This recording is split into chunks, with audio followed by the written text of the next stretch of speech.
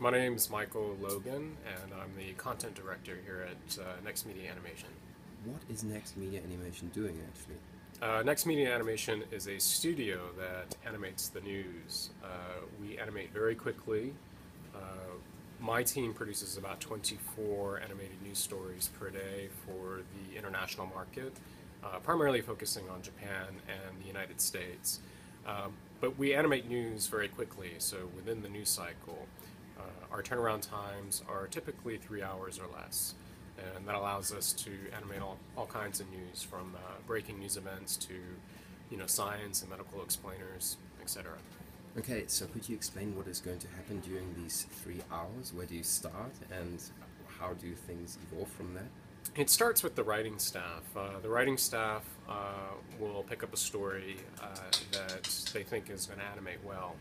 They tend to focus on action, and they tend to focus on the how of a story. You often hear about the who, what, when, why, where, and how of a story, and they focus on the how and try to explain how something occurred. So if it was a plane crash, they might explain how that plane crash occurred.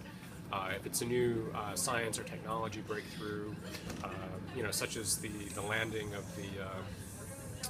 the spacecraft on the comet, they'll use animation to explain how these events occur. And what we're doing is we're providing the missing visual. A lot of times when news breaks, a reporter will go to the scene after the event happens. But there are a lot of key visuals that are missing, and so we'll take the information, take the data, and we'll recreate those missing scenes using our animation process. How many people are working on one story normally? Typically, when the story begins, there's a writer and a production editor, so that's two people. But once it goes through the pipeline, there's anywhere from a dozen to 2 dozen people actually working on that particular animation. And those are storyboard artists, modelers, the animators themselves, motion capture people, music and sound effects, editors, etc.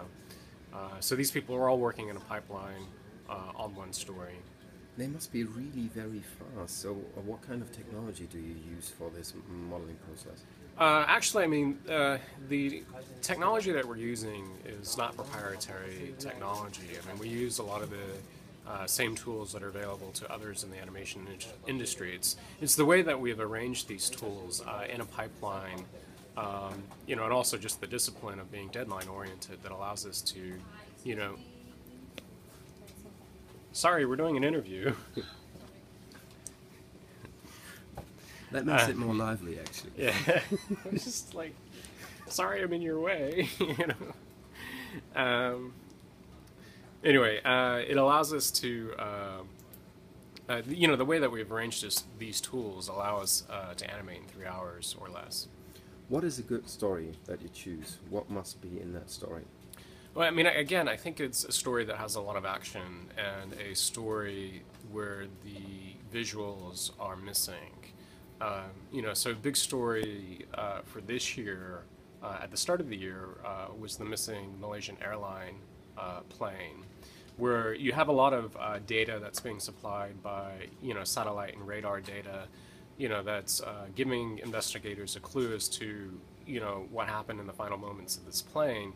But there are no visuals to match up with that data, so we can, take what the investigators are telling us and recreate the final moments, what they think happened, with this plane using animation, and that animation can be combined with whatever footage that you have to create a more complete story that you could tell, if you only had a video alone. And what is a successful story that you produce? Is it only with the numbers? So is there a certain amount of clicks that a story has to have? Obviously, in our business, which is, partly advertising driven, having a good number of views certainly grows your advertising inventory and allows you to monetize. But in terms of what's a good story, I think, news people are always looking for a good story, and it's a story that's going to have a lot of interest. you know, a lot of mystery, a lot of intrigue, and it's going to be one of those stories that people just gotta see. Okay, and are there cultural differences? So you're producing videos for the Asia region, but for clients in the US and worldwide as well. Do these people need different kinds of videos? Actually, what we have found is that there aren't many. I mean, there are subtle cultural differences, but with animation and visual storytelling, that tends to be universal. You know, so something that we discovered this past year is we started taking our content, our Tomo News content, we started translating that into various languages, starting with French, but also Tagalog, Spanish, Polish, Russian. We haven't started German yet, but I like to do that. But anyways, as a result of this translation effort, we've grown our views massively this year, and we haven't localized any of the animations, you know, because that would be a lot of work. Other than just, you know, adding a voiceover in that language and adding metadata in that language. So we find the animations themselves tend to be universal. Okay. You're working together with Reuters, aren't you? Yes. Could you tell a little bit about that collaboration with them? Yeah, so our deal with Reuters is they help us distribute our animations using their network all over the world. So we probably have about 30 some odd clients, mostly broadcast clients, but some digital clients as well, that take our animations and then will package that with their own reporting and, you know, show that to their audience. So it's sort of like a white label solution, you know, which is the type of business that Taiwan's famous for when it comes to hardware manufacturing.